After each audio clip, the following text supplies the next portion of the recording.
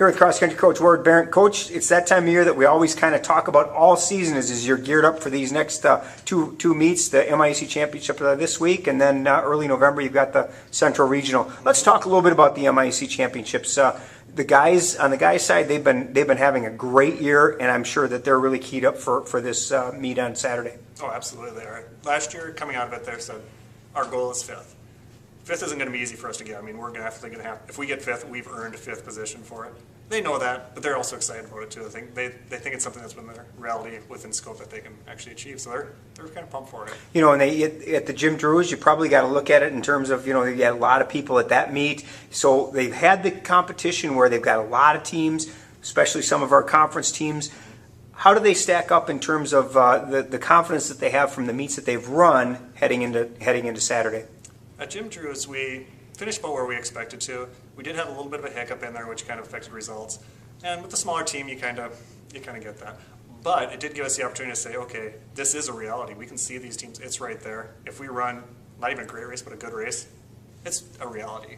So it's exciting. You know, put people on the spot. You hate to do that, but your top three runners have really had outstanding seasons. You're looking at Aaron Haley and Peter Borash and Jake Traxler have really done a great job all year. Been your top three runners. Aaron had the fastest 8K time in program history at the Jim Drews at 26 minutes. Talk a little bit about where you expect them to finish in terms of individual places, which will hopefully get you to that fifth place finish in the conference. Yeah, that's actually going to be the interesting part because Jim Drews, the field just goes out really fast, and whoever holds on, holds on. It's much more tactical at the conference level. So what we kind of want to do is place ourselves in the position with the pack where we think we should end up, and then assume that the field's going to move when it's going to move, and then take it from there when we have to. In terms of predictions, we can definitely get a couple people in the all-conference area if they play it the right way.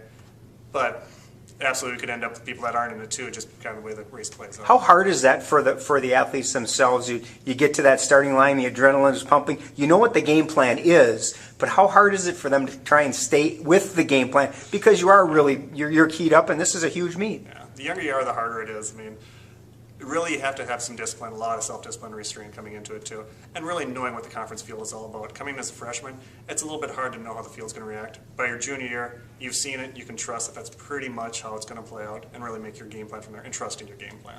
How about on the women's side? Katie Stoltz has had a really solid year, I guess expected because she had a great freshman year last year, really kind of picked up where she left off. Talk a little bit about the expectations, what you're hoping for on the women's side. The women's field's going to play out a little bit differently. They tend to run a little bit more aggressive from the field, and that's always been a little bit of Katie's challenge, getting out fast enough to be with the group. So for her, the challenge is going to be getting out fast enough in that group and not being completely out of her comfort zone so she gets thrown off a race. That'll be her biggest challenge. If she's within that, she's going to do great. So let's talk a little bit about the course itself. It's no stranger to anybody that's sophomore or higher. We've run at this course for 15 years now, so it's not a mystery in terms of a course. But what kind of course is it, and does it fit well with your runners? It's a neutral course for every team, which is a good thing. No team needs to experience it. The course itself really isn't a fast course. It's more a lot of soft ground, a lot of uneven ground, so a lot of side sloping hills. I do tend to think that favors us a little bit more just because our trails, we have some uneven surfaces that we can manage and replicate a little bit in there. But again, it's just kind of knowing the competition, just really being in the environment that you're racing in and knowing what you need to do in the thing.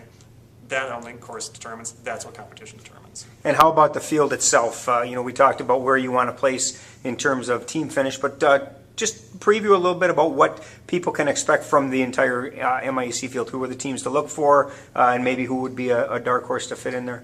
Well, St. Olaf has definitely stepped up their game this year, so they're going to be the fun one to watch. Probably maybe an individual title out of that one too for them. St. John's is always tough. I mean, they start off a little slow, they always finish strong through the field. And St. Thomas actually, I think it might have surprised a few people how strong they're running at this point right here. So hopefully we surprise a few people too, but we'll see. 2:15 for the men and 3:15 for the women up at Como Park Golf Course in St. Paul, Saturday afternoon. Good luck, Coach. Thanks.